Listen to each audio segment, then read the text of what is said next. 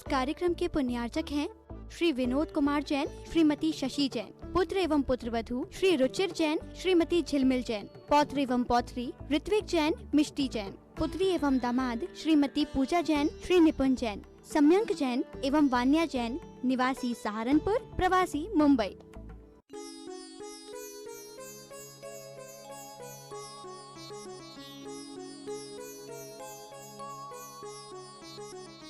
लेकिन उसमें दाग है जो अच्छा नहीं लगता है।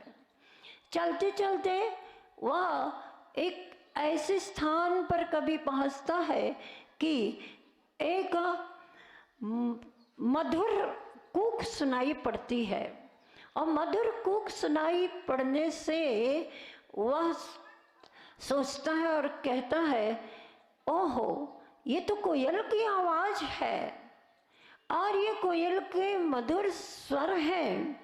उसकी मधुर स्वर की प्रशंसा करता है।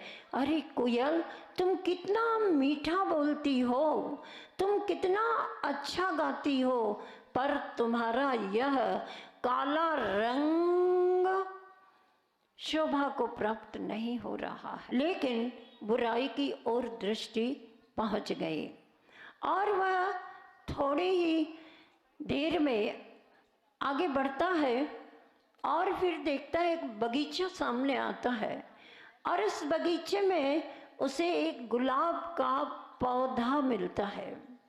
वह बड़ी अच्छी दृष्टि से गुलाब के पौधे की ओर देखता है और देखता है कि ये गुलाब का पुष्प कितना सुंदर है, कितने खुशबू वाला है, सुगंधि बांट रहा है। यहाँ है लेकिन इसकी सुगंधि दूर दूर तक फैल रही है। लेकिन गुलाब के फूल से कहता है वह व्यक्ति, तुम बहुत सुंदर हो, खुशबूदार हो, सबको सुगंधित बांटते हो, सुगंधि बांटते हो, पर आसपास ये कांटे हैं जो अच्छे नहीं लग रहे हैं। और अंत में किसी मोर की ओर दृष्टि पड़ती है और वह मोर बहुत सुंदर नृत्य कर रहा है।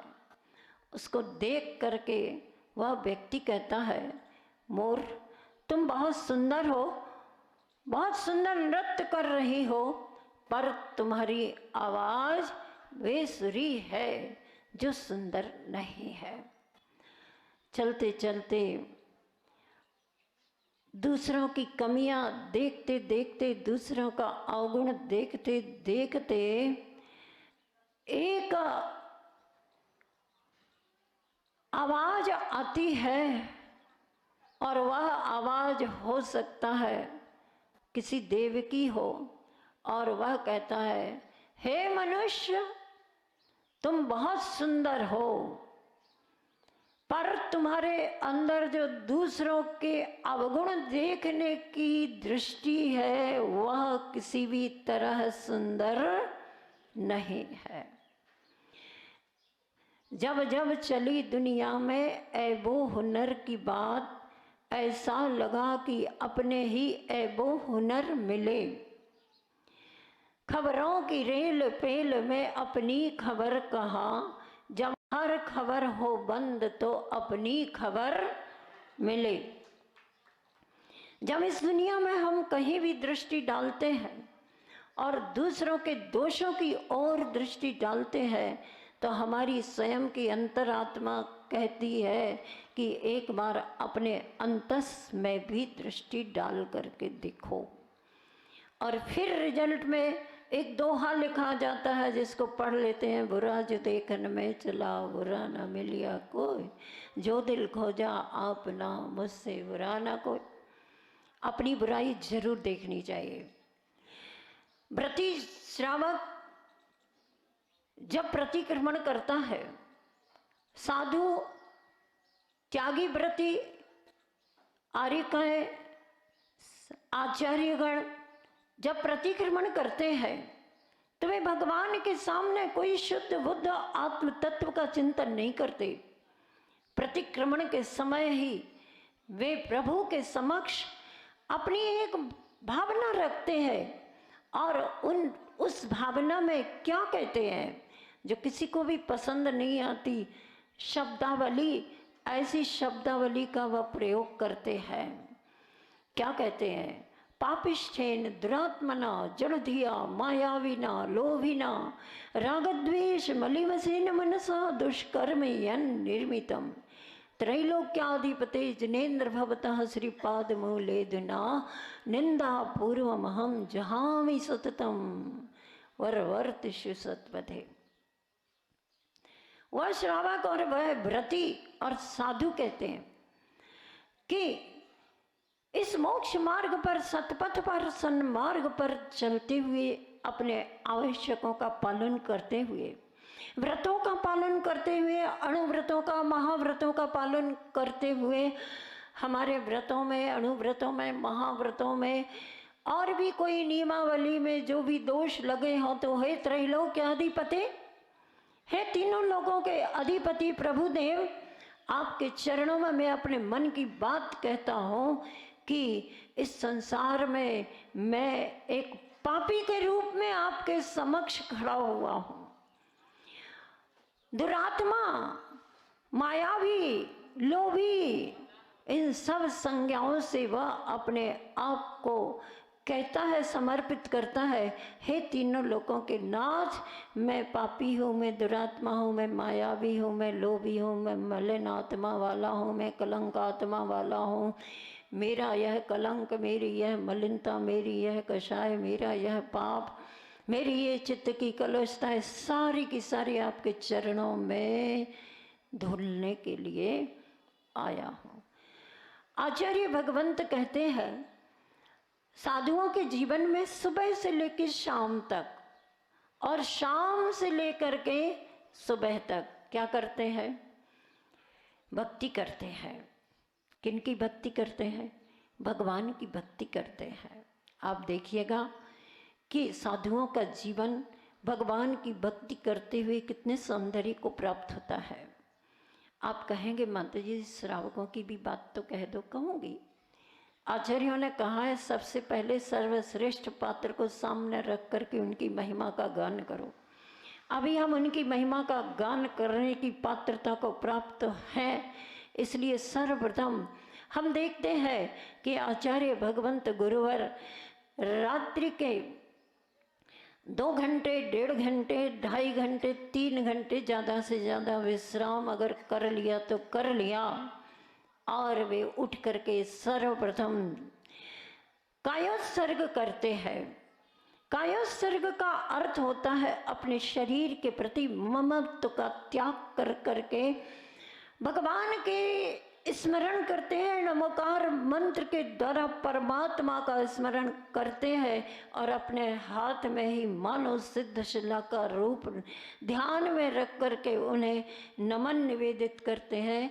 जिनकी सुबह परमात्मा के नाम के स्मरण के साथ प्रारंभ होती है, उनके जीवन का सौंदर्य कितना होगा ये हमें अपने आप में भी महसूस करने की कोशिश करना चाहिए।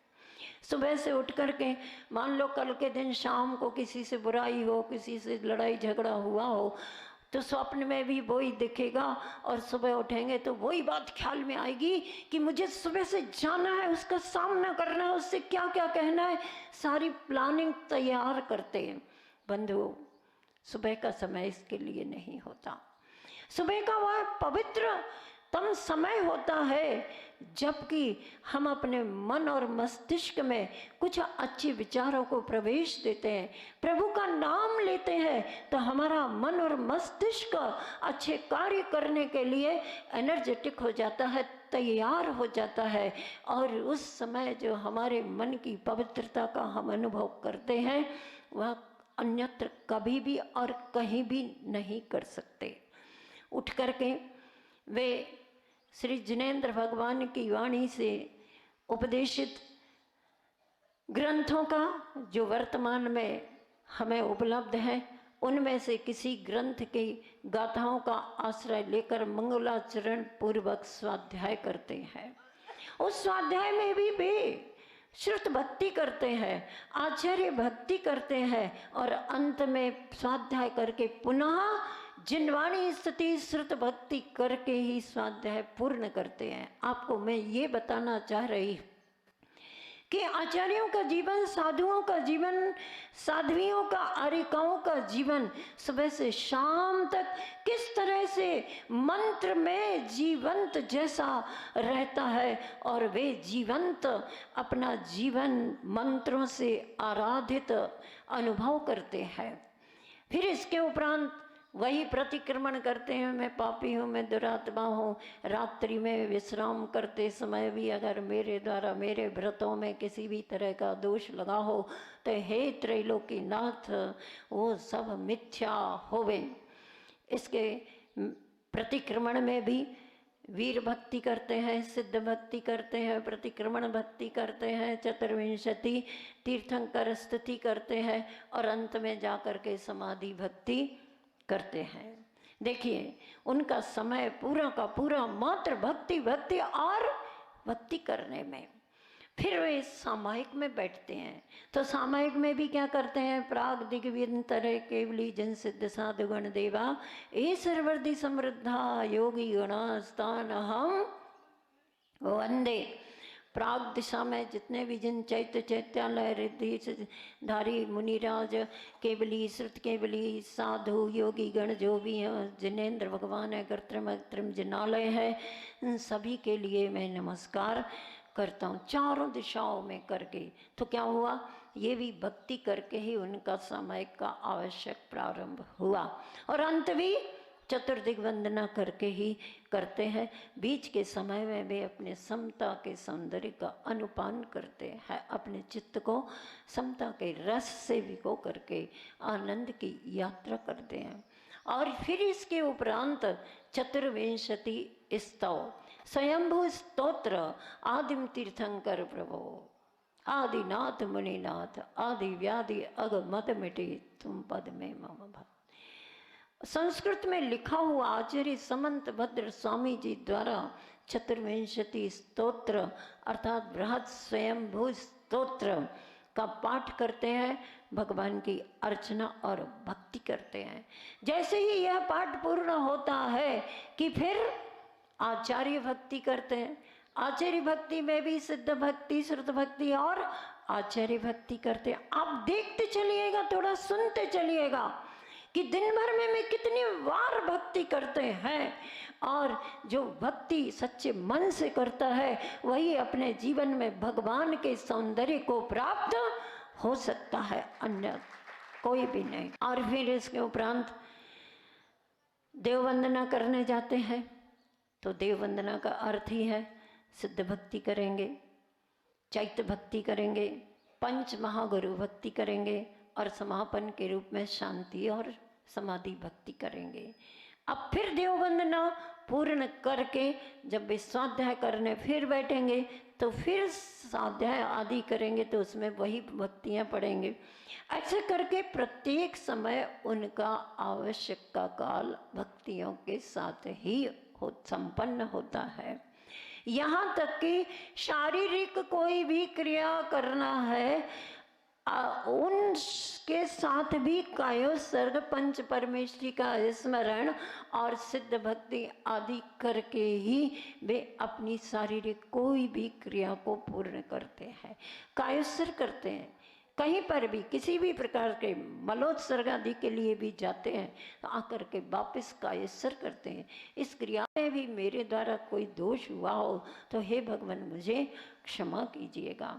और फिर इसके उपरांत चर्या में भी निकलेंगे तो भगवान जी के पास पहुंचेंगे, फिर देव वंदना करेंगे, फिर प्रत्याख्यान संबंधी भक्तियों का पाठ करेंगे। अब आप देखते चलिएगा, आश्चर्य करो जरा, थोड़ा सा ध्यान से सुन करके आप कहोगे अरे वही भक्ति वही भक्ति वही भक्ति, बार बार बार बार बार बार।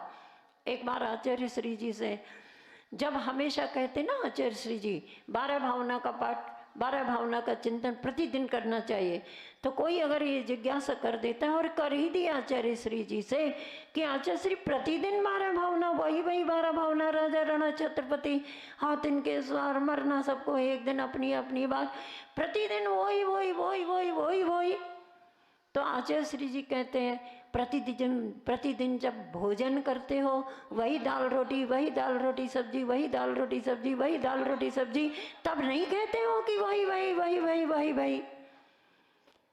भले ही आप अनेक प्रकार के बदल बदल करके व्यंजन बना लो, लेकिन फिर भी कितने बदलोगे, कितने बदलोगे? 56 व्यंजन, 56 दिन एक एक व्यंजन, और एक ही दिन में 56 भी व्यंजन करने के उपरांत दूसरे दिन उन्हीं का तो नंबर लगेगा। तब नहीं मन में आता कि वही वही वही वही, कहाँ तक खाए पिए, कहाँ तक, कितने बार सुबह हुआ, फिर नाश्ता, फिर दो मध्याह्न हुआ भोजन, फिर चाय नाश्ता, फिर खाना पीना, फिर शाम हो गई फिर भोजन करना, फिर रात्रि हो गई तो भी फिर विहार ही करना, सोते सोते भी चैन नहीं, तो उठ करके टी और सोते समय टी। क्या है ये? आप सुनिएगा आचार्यों की और साधुओं की जीवनचर्या क्या होती है। और यहाँ जो व्रती हैं, यहाँ पर भी मंच पर व्रती आकर के उपस्थित हो गए हैं, इनका जीवन भी अब इन्हें इतना आनंद आने लगा, इतना आनंद आने लगा। और जो पंच कल्याणक महामहोत्सव में आगामी निकट समय में 20 नवंबर से 25 नवंबर तक जो सागर में वर्धमान कॉलोनी में नवनिर्मित मानस स्तंभ में विराजमान होने वाली प्रतिमा जियों का महापंच कल्याणक महोत्सव होने जा रहा है। और उसमें पात्रों का चयन ब्रह्मचारी जी के द्वारा किया गया है। और उसमें माता पिता बनने का अवसर जिन्होंने प्राप्त किया है वे यहाँ पर उपस्थित हुए हैं। गुरु जी का आशीर्वाद लेकर के आए हैं डोंगरगढ़ से।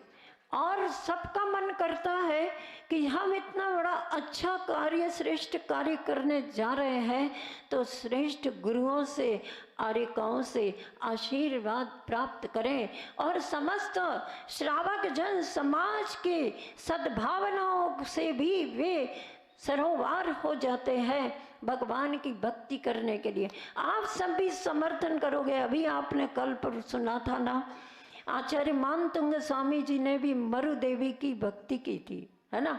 भक्ति है एक प्रकार से, उनका स्मरण किया था और कहा था 100 नारी 100 सुत को जनती रहती 100 ठोर, तुमसे सुत को जनने वाली जननी महती क्या है और। तारागण को सर्व दिशाएं धरे नहीं कोई खाली, पूर्ण दिशा ही पूर्ण प्रतापी दिनपति को।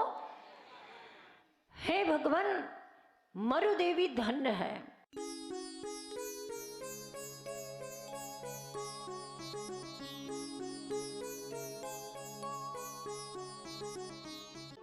इस कार्यक्रम के पुण्यार्जक थे श्री विनोद कुमार जैन, श्रीमती शशि जैन। पुत्र एवं पुत्रवधू श्री रुचिर जैन, श्रीमती झिलमिल जैन। पौत्र एवं पौत्री ऋत्विक जैन, मिष्टी जैन। पुत्री एवं दामाद श्रीमती पूजा जैन, श्री निपुण जैन। सम्यंक जैन एवं वान्या जैन, निवासी सहारनपुर, प्रवासी मुंबई।